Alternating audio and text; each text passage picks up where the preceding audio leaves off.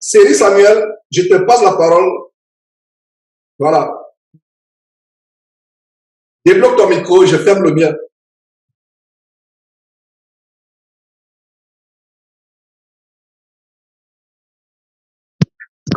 Vous me recevez?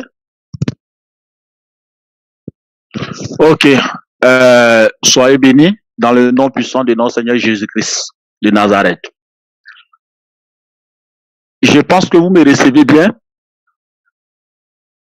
Ok. Je suis depuis des îles Maurice. Je suis à l'île Maurice. Précisément, je suis de la Côte d'Ivoire, mais je vis ici à l'île Maurice. Alors, je suis cette émission depuis la Côte d'Ivoire. Et cette émission m'a beaucoup béni, franchement. Et depuis que je suis cette émission, je reste chez moi à la maison même et je prie, j'invoque le nom de notre Seigneur Jésus-Christ de Nazareth. Parce que à travers cette mission, mes yeux se sont ouverts sur beaucoup de choses. Je ne suis pas là pour juger, mais la parole de Dieu nous éclaire encore davantage. Et je dis encore, je ne cesse de bénir le nom glorieux de notre Seigneur Jésus-Christ pour la vie du frère Georges. Et je pense très bien, étant même en Côte d'Ivoire là-bas, j'ai même écrit sur votre numéro WhatsApp, mais malheureusement, on m'a pas répondu. Mais aujourd'hui, j'ai eu le privilège, j'étais dans la cuisine, parce que ici, il est presque 20, on est à 20 heures. Et je vous ai vu en ligne, et directement, je me suis introduit dans le lien. Alors, j'ai béni d'abord premièrement le nom glorieux de notre Seigneur Jésus-Christ de Nazareth. Alors, ma question, je ne serai pas tellement long, ma question c'est que, est-ce que réellement, avec ce que nous voyons aujourd'hui, est-ce qu'il est permis à une femme d'être établie sur une église? Quand je dis église, c'est comme c'est manque de connaissances, parce que nous sommes les églises vivantes de Dieu. Sur une communauté, est-ce qu'il est permis à une femme d'être établie comme pasteur ou bien prophétesse? Les bêtises que nous voyons aujourd'hui, est-ce que c'est biblique? Telle est ma question, frère Georges. Très bonne question. Et je suis content, comme tu as précisé, est-ce que c'est biblique? C'est l'attitude que nous devons avoir. Est-ce que c'est biblique? Est-ce que c'est biblique? Voilà la question que nous devons avoir. Est-ce que c'est biblique? Alors, j'aimerais qu'on tourne la Bible et laisser parler la Bible. Parce qu'aujourd'hui, il y a toutes sortes d'extravagances. Il y a toutes sortes de fanfaronnades. Les fausses églises, qui ne sont que les camps de concentration qui mènent l'enfer, qui établissent des femmes pastrices ou pasteresses. Il y a le dernier candidat, et plaise à Dieu, je vais dénoncer cette femme publiquement pour qu'elle se repente. Une femme, je crois que c'est du côté de la Côte d'Ivoire, justement. Tu interviens depuis la Côte d'Ivoire, bien-aimé frère. Série. Tu interviens depuis la... Enfin, je vais dire que tu es en île Maurice, mais tu es originellement de la Côte d'Ivoire, devrais-je préciser. Une femme qui enseigne la parole de Dieu commet un travestissement pas possible. Aux yeux de Dieu, une femme qui enseigne la Bible, qui est pasteur ou pastrice ou pastoresse, n'est pas différente d'un homme qui couche avec un homme, une femme qui couche avec une femme. C'est un grand travestissement. Sur la base de la parole de Dieu, une femme ne peut pas être pasteur ou pastrice. Et aujourd'hui, on a cette mode. Et comme je disais, il y a de plus en plus de marabouts qui sont pasteurs. Comme la question que j'avais postée. Savez-vous pourquoi les marabouts se font de plus en plus rares en Afrique? Parce que le maraboutage ne paye plus. Les marabouts sont déguisés, ils ont délaissé les écorces d'arbres, les feuilles de la brousse, et ont pris les feuilles blanches de la Bible, ont mis un costume et une cravate pour devenir pasteur. Ça, c'est pour les faux pasteurs. Mais il y a aussi une tendance aujourd'hui des chantresses comme Claire Bailly. Claire Bailly, la Côte d'Ivoire, que je vais dénoncer, dans les jours à venir copieusement. Une chante qui chantait avec le pervertisseur des jeunes Didier Arafat, DJ Arafat, le pervertisseur des jeunes. Elle chantait et aujourd'hui, elle dit qu'elle est convertie. Elle est convertie avec les mêmes artifices de prostitution, les faux cheveux sur la tête. Elle fait les croisades. On a intronisé pastrice ou pasteuse. Il n'y a même pas de nom ou pastoresse. On a intronisé, mais c'est la même bordellerie qui continue, c'est la même prostitution qui continue. Elle a tout simplement pris le nom de Dieu, le nom de Jésus pour ajouter. Il aurait été mieux que Claire Bailly continue avec sa bordellerie, avec la musique du monde. Aujourd'hui, on l'a intronisé et c'est une église abominable. Un camp d'embarquement pour l'enfer qu'il a intronisé. Ce n'est qu'un avant-goût. Je profite de ta question pour dire que cette femme sera dénoncée. Nous avons repris les émissions de dénonciation. Tous les samedis. Non seulement les samedis, même dès qu'il y a une occasion, même si c'est en fin de journée de travail, je m'enferme dans le studio et nous dénonçons. Donc, voilà le cas des femmes qui s'improvisent. Sa carrière de pervertissement de jeunes avec la musique, je ne sais pas, coupée, décalée, ou peu importe la musique abominable que elle et DJ Rafat faisaient. Elle se convertit. Sa carrière ne fonctionne plus. Elle se convertit. On l'intronise. Et toujours, quand vous la voyez, il n'y a pas de différence. Les habits de prostituées et les faux cheveux sur la tête, les faux ongles, vous voyez une mise. Regarde, dites-moi un peu, mes frères, de ce que vous voyez des femmes pastoresses aujourd'hui. Des femmes pastoresses comme la nouvelle pastoresse de la Côte d'Ivoire, Claire Bailly. Dites-moi à quelle femme ressemble-t-elle à la Bible. Regardez cette femme et dites-moi à qui elle ressemble dans la Bible. Avec ses pantalons serrés qui ressemblent comme les jambes deviennent maintenant comme ces serpents. Avec les pantalons cuir serrés. Et c'est avec les mains là les mains de prostitution. Voilà ce qui se passe aujourd'hui. Et je ne peux pas être insensible. Il n'y a pas quelque chose qui produit la colère à moi, votre frère Georges. Le fait des hommes et des femmes qui pervertissent les voies du Seigneur et surtout les femmes comme Claire Bailly. Il n'y a pas de coïncidence par rapport à ta question. J'ai à cœur de la dénoncer copieusement. Copieusement. Pour qu'elle se repente. Et si elle ne peut pas se repentir, ok. Elle s'est repentie. Et les faux chrétiens, aveuglés, se réjouissent à travers le monde. Oh, Claire Bailly s'est convertie. Claire Bailly, elle s'est convertie. C'est la même chose, on peut me dire qu'elle a été écrasée par un camion et il n'y a même pas une égratignure sur son corps. Il n'y a même pas une petite goutte de sang. C'est la même chose. La même chose. La conversion d'un chrétien choque les gens. La première étape pour sa conversion serait été de se raser la tête, enlever ses artifices de mondialité sur sa tête, enlever ses faux ongles, être dans l'humilité, dans le brisement, dire aux gens de ne plus acheter ses musiques, mais continuer à faire des campagnes d'évangélisation où certainement on joue les anciennes musiques.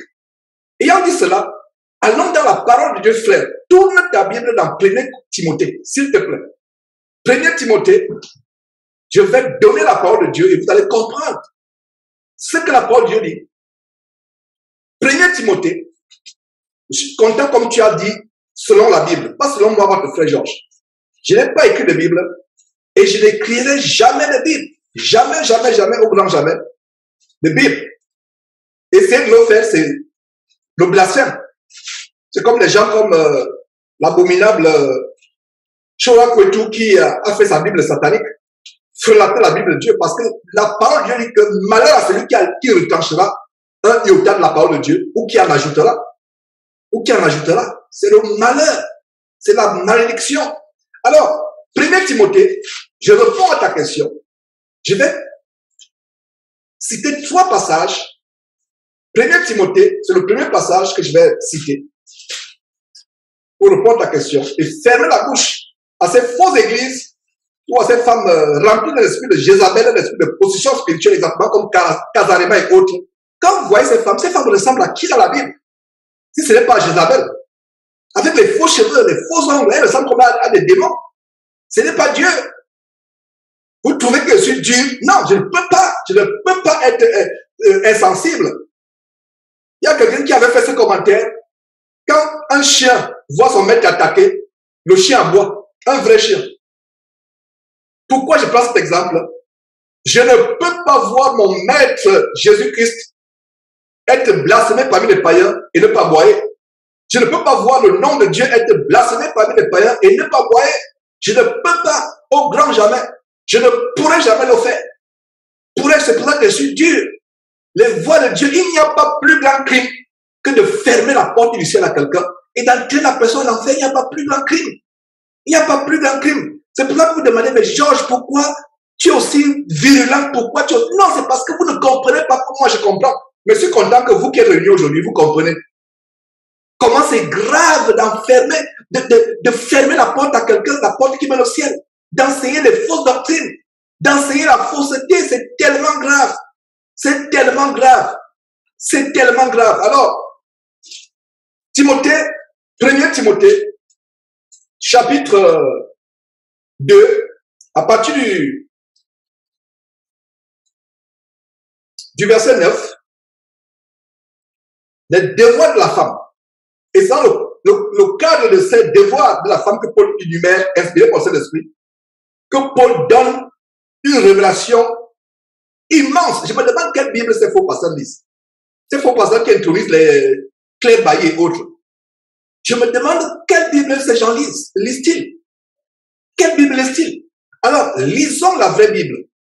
La Bible de 8 secondes 1910. La vraie Bible, la parole de Dieu véritable inspirée par Dieu, dans 1er Timothée, chapitre 2, il a dit quoi au verset 9? Je veux aussi que les femmes, vêtues d'une manière comment? Décente. Voilà le frère qui a témoigné précédemment, qui a été séduit par la femme soi-disant chrétienne, la femme de cette maison, qu'il a hébergée pourtant. Il commettait l'adultère dans son cœur, la convoitise à cause de quoi? Je veux aussi que les femmes vêtues d'une manière décente. Une femme qui expose son corps peut être une pierre d'achoppement pour quelqu'un. Inconsciemment, c'est pour ça que la femme doit complètement couvrir son corps. Complètement couvrir son corps. Je veux aussi que les femmes vêtues d'une manière décente, avec comment? Pudeur. Dans pudeur, il y a pudique. Le contraire de pudique, c'est impudique. Et dans impudique, c'est la débo sexuelle. La débo sexuelle. Donc, pudeur signifie que d'une manière qui ne peut pas amener quelqu'un à penser avoir des allusions sexuelles vous concernant, vous sœurs. Je reprends. S'habiller avec pudeur, c'est s'habiller de telle manière que quelqu'un ne peut pas avoir une allusion sexuelle en vous regardant. Aujourd'hui, sur Facebook, les fausses sœurs en Christ qui postent leurs photos sur Facebook, exhibent leurs photos, et quand on fait les commentaires, oh, ça tu es sexy, elle répond amen. C'est même une insulte. On dit ça tu es sexy parce que sexy c'est un objet de sexe. Sexy signifie que quand on voit ta photo sur Facebook, tu es un objet de sexe. Et il y a une nouvelle ruse des sœurs qui font des photos avant et après. Je vais exposer sur ces ruses. Ça peut être une bénédiction de voir une sœur qui était avant, une sœur qui était après. Mais il y a les nouveaux mannequins de la sanctification. Les sœurs que j'appelle les nouvelles top modèles de la sanctification. Elles ont été converties, mais elles exhibent les photos où elles sont habillées maintenant à longue robe. Il y a une séduction. Il y a un esprit de séduction. C'est pas l'occasion d'exposer ces choses, mais je vais exposer la nouvelle séduction des femmes qui prétendent avoir été converties, mais qui exhibent les photos sur Facebook, les photos montrant leur longue jupe. Mais quand vous regardez, il y a un esprit de séduction qui se dégage malgré le fait qu'elles soient couvertes. C'est une parenthèse. Alors, je veux que les femmes soient au verset 9, 1er Timothée, chapitre 2, verset 9. Je veux que les femmes, vêtues d'une manière décente, avec pudeur et modestie, ne se parlent ni de tresse, ni d'or, ni de perles, ni d'habits somptueux. Ni d'habits somptueux. Mais qu'elles se parlent. Voilà. Donc, ne se parlent ni de perles. Se parler, c'est ce qu'on ajoute.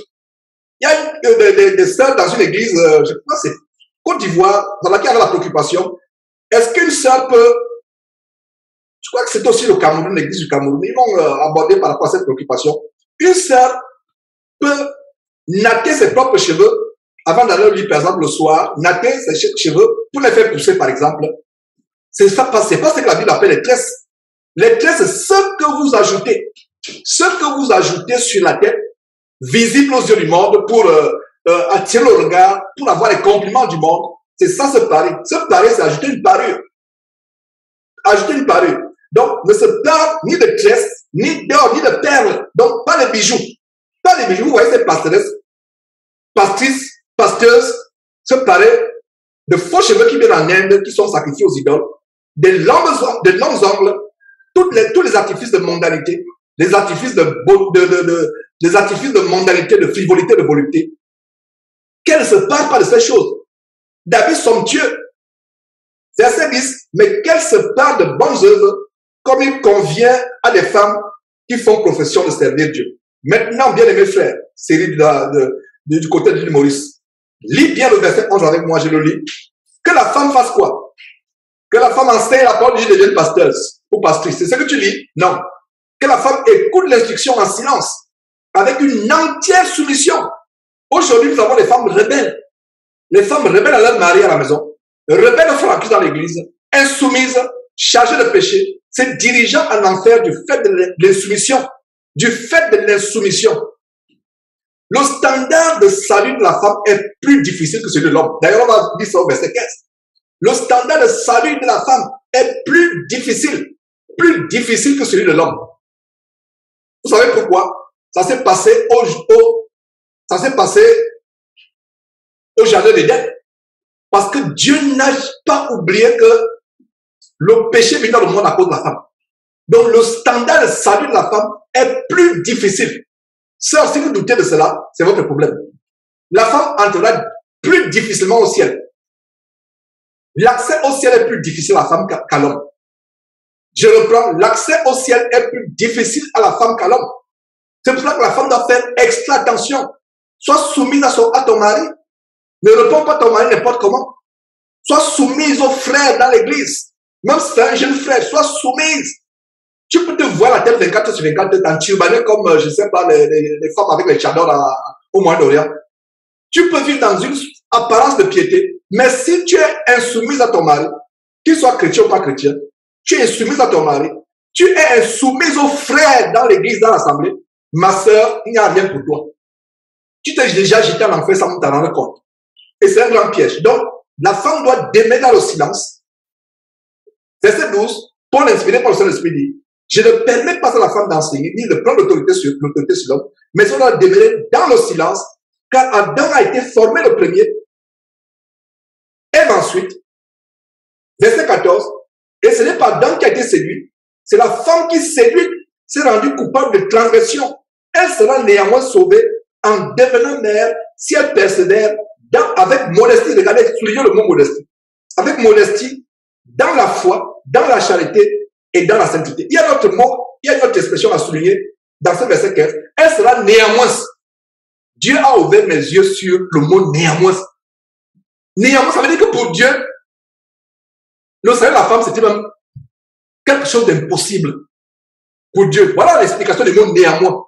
Le mot néanmoins signifie que la femme, elle sera, quand je dis néanmoins, imaginez-vous que quelqu'un vient à vous, vous demander quelque chose. Fermez vos micros, s'il vous plaît. Fermez vos micros, s'il vous plaît. Quelqu'un vient vous demander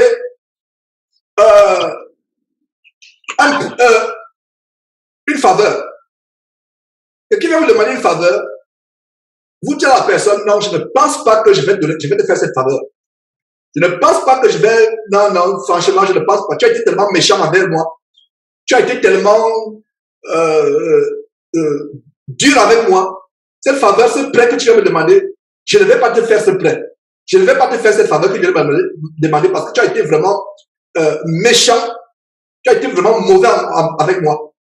La personne s'en va, retourne chez elle, étant déçue. Après, tu appelles la personne, tu dis non, viens. Et tu dis, je vais néanmoins te faire cette faveur parce que je crains Dieu, parce que je suis chrétien. Est-ce que vous voyez maintenant le mot néanmoins? Parce que beaucoup de chrétiens ont mis le mot néanmoins dans 1 Timothée chapitre 2, verset 15, sans comprendre le mot néanmoins. La révélation dans ce verset 15 est dans néanmoins. Et c'est une révélation explosive. Néanmoins signifie, comme l'exemple que je viens de vous prendre, quelqu'un vient vous rendre, non, frère Georges, écoute, rends-moi service, et le frère Georges dit, non, vraiment, j'étais tellement rendu service, et quand je te rendais service, c'est pour aller vers les prostituées dépenser de l'argent. c'est pour aller faire les mauvaises choses. Et tu as été vraiment ingrat, irresponsable, méchant. Donc, frère, vas-y, je ne peux pas te rendre ce service. La personne s'en va. Je suis rempli de compassion. Je dis, ok, reviens. Je vais néanmoins, pour une dernière fois, te rendre ce service, espérant que tu vas te rattraper, espérant que tu n'iras plus chez les prostituées avec l'argent que je te donne, espérant, je vais néanmoins, vous voyez le mot néanmoins, j'espère que vous avez compris le mot néanmoins, et voilà la révélation que la femme sera néanmoins. Ça veut dire que dans le cœur de Dieu, le salut de la femme n'était plus d'actualité. C'est pour cela que la femme qui est soumise, vous comprenez maintenant après cette explication qu'une femme qui est soumise à son mari, au frère, elle revient dans la pensée de Dieu d'écarter la femme à jamais du salut. La femme qui enseigne la parole de Dieu, c'est même encore beaucoup plus grave. Et le verset précédent, le verset 13, bien aimé frère Cédric Maurice, il dit que la raison pour laquelle Dieu interdit à la femme d'enseigner, c'est parce qu'elle a été séduite et elle est l'objet de séduction. Quand ces pastoresses se mettent devant, surtout les Africains, elle a des courbes proéminentes, encore massifs, mais elle met une petite robe qui moule. Elle met des pantalons, il y a même des femmes de pasteurs, faux pasteurs, pasteurs vampires, qui mettent des jeans destroy, déchirés comme des... Elle s'habille devant vous, elle se dandine devant vous avec le micro. Quelle prédication tu vas écouter? Quand Dorothée Radia de PCC, centre d'embarquement pour l'enfer, prêche devant vous, les faux ongles, les perruques qui viennent de l'Inde.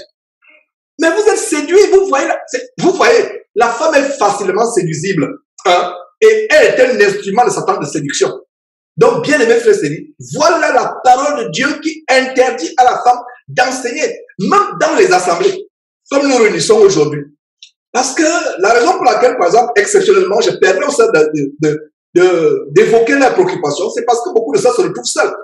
Mais si nous avions, et c'est ma préoccupation, c'est ma prière, c'est ma vision de voir les églises de maison se développer de plus en plus, si nous sommes dans une vraie église de maison, la femme est dans le silence.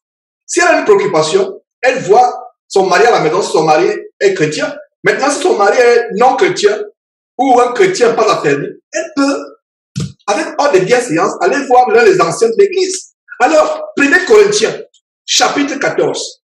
Qu'est-ce que nous voyons dans 1 Corinthiens, chapitre 14? Nous voyons ce verset qui dit quoi? 1 Corinthiens, chapitre 14, c'est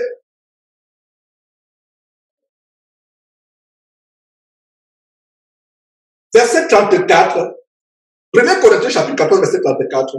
Que les femmes se taisent dans les assemblées. Donc, une femme pastrice qui prend le micro, c'est elle qui dirige l'assemblée. Aujourd'hui, il y a une nouvelle catégorie de prophétesses, comme je parlais, de Claire Bailly, qui sera copieusement exposée dans les jours à venir. Les esprits de prophètes sont, non, ça c'est, je voulais, lisons aussi, les esprits de prophètes sont soumis aux prophètes, voilà, verset 33. Car Dieu n'est pas un Dieu de désordre, mais de paix. Dieu n'est pas un Dieu de désordre, mais de paix. Une femme qui se lève, qui prend le micro, qui enseigne, qui se déclare pasteur, qu'on intronise, comme l'intronisation de Claire Bailly, abominable. C'est une église de magie, c'est une église diabolique. Dieu n'est pas un Dieu de désordre, mais de paix, comme dans toutes les églises des saints, comme dans toutes les églises des saints, virgule. Regardez. Après ça, c'est quoi? Dans votre Bible, vous avez la virgule, vous n'avez pas la virgule. Dans ma Bible, j'ai la virgule. Comme dans toutes les églises des saints, virgule, que les femmes se taisent dans les assemblées. Donc, regardez le verset 33 et le verset 34. Comme dans toutes les églises des saints, virgule, que les femmes fassent quoi? Se taisent dans les assemblées, car il ne leur est pas permis d'y parler, mais qu'elle soit soumise. Qu'elle soit soumise. Donc, la femme ne peut pas parler si l'autorisation ne lui est pas donnée de parler.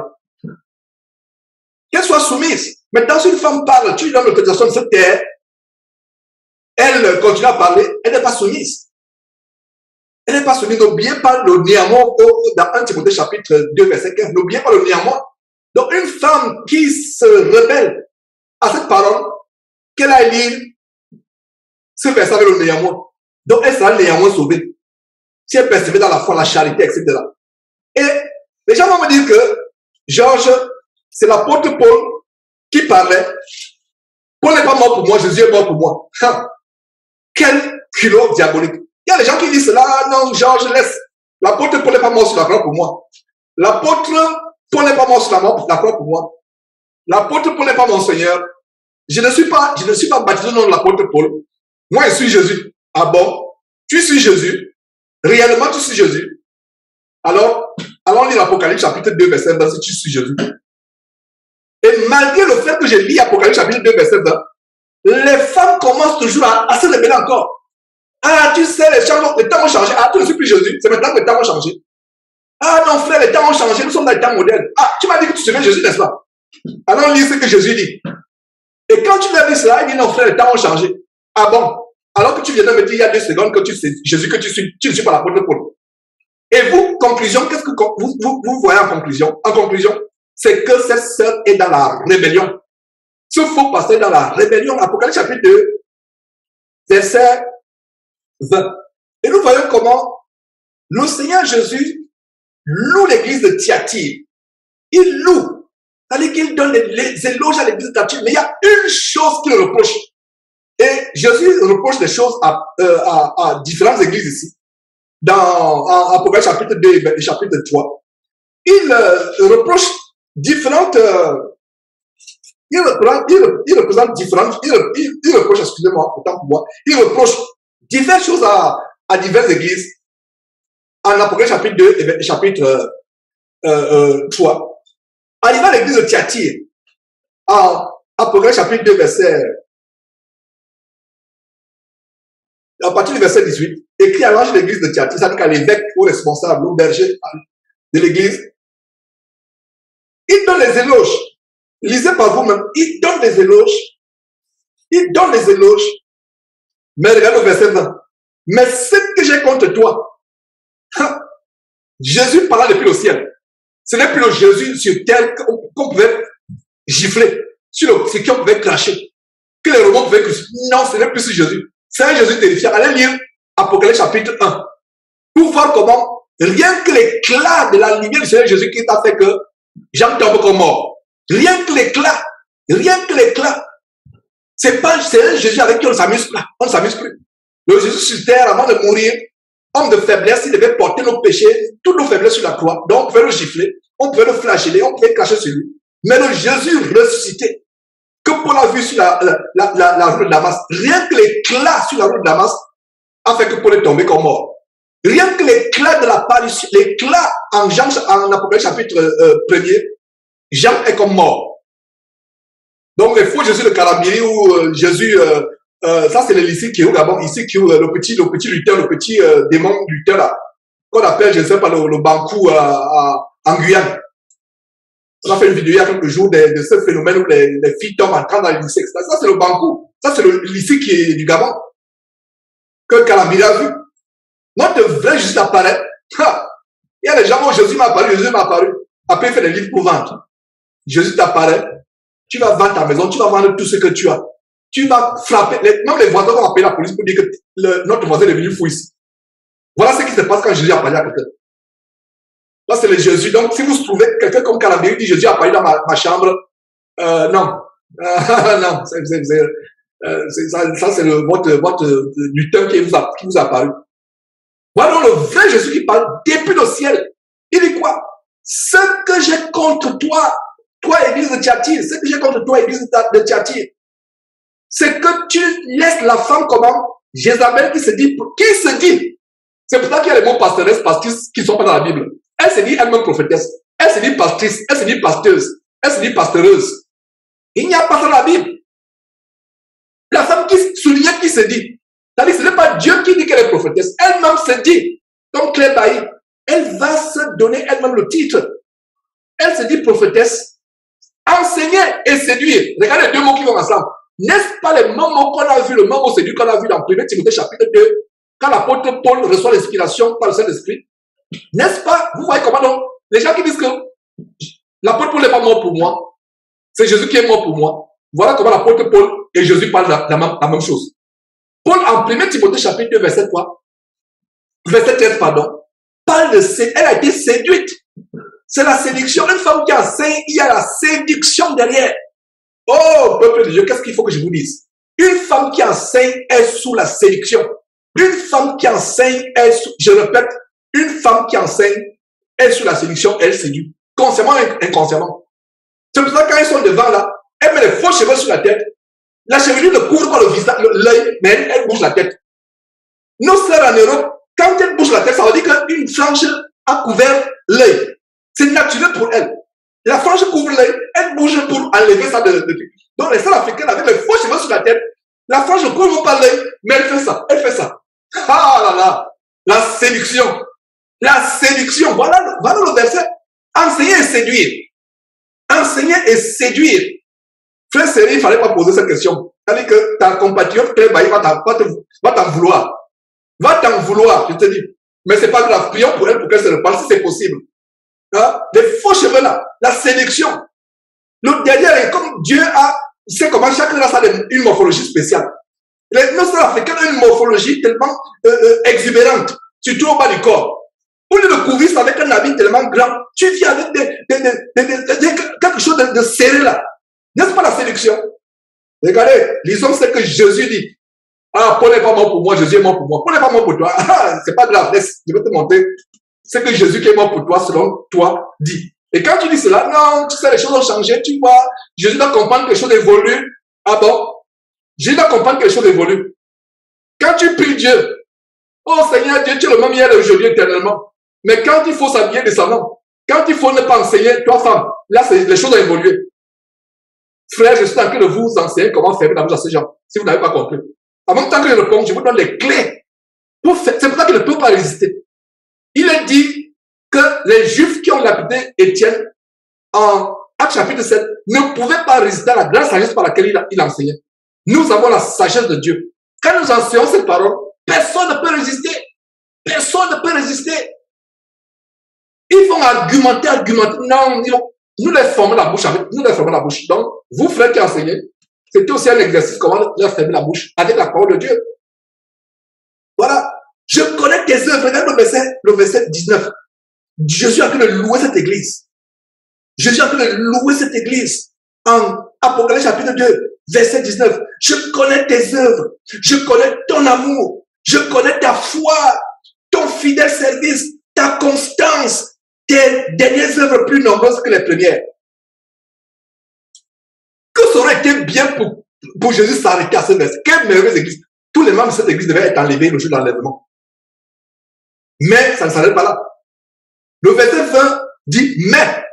C'est pour ça que quand vous lisez mais au début d'un verset, ça veut dire que c'est en diamétrale opposition avec ce qui précède. Mais ce que j'ai contre toi, c'est que tu laisses la femme qui, Jézabel, ce n'est pas que c'était Jézabel, la femme d'Achab. Non, le roi efféminé, qui est l'image de l'homosexualité, du caractère efféminé, du transgenre. Et je vais enseigner là-dessus, plaise à Dieu. Achab, c'est l'anticipation du mouvement de l'efféminé, d'un homme qui devient une femme, etc., qui est efféminé, qui laisse la femme dominer sur lui, etc. Achab. Donc, l'esprit de Jézabel agit jusqu'aujourd'hui. Jézabel, au temps où Jésus parle à l'église de Thyatire, Jézabel avait vécu des centaines et des centaines et des centaines et des centaines d'années avant. Mais, pourquoi Jésus parle de la femme Jézabel? Ce n'est pas que ça s'appelait Jézabel. L'esprit d'Isabelle, le démon de soumission, de meurtre, parce que dans ces familles, il y a aussi le meurtre. Les femmes qui enseignent, inconsciemment, il y a le travestissement, il y a la masculinité, elle se prend pour un homme. Elle veut porter le pantalon. C'est pour ça que la plupart maintenant enseignent étant en pantalon. Elle veut dominer. Il y a la séduction, mais il y a aussi l'esprit de meurtre, parce que dans Jézabel, il y a la masculinité dans Jézabel. Une femme qui pense qu'elle peut devenir un homme. Dans Jézabel, il y a l'esprit d'insoumission, de rébellion à l'homme et à Dieu. Dans Jézabel, il y a aussi la séduction. Dans Jézabel, il y a aussi les produits cosmétiques. C'est pour ça que vous voyez ces femmes ont des fards à paupières, des faux cheveux, des faux cils. Quand vous regardez les cils, vous avez l'impression qu'elle a coché des petits parapluies miniatures devant les yeux. Alors que ce sont les cils. Voilà ce qui se passe avec l'esprit de séduction d'Isabelle. Frère Série, merci pour cette intervention.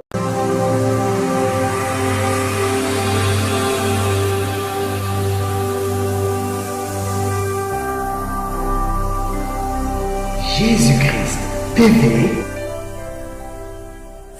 connaîtrez la vérité, et la vérité vous affranchira.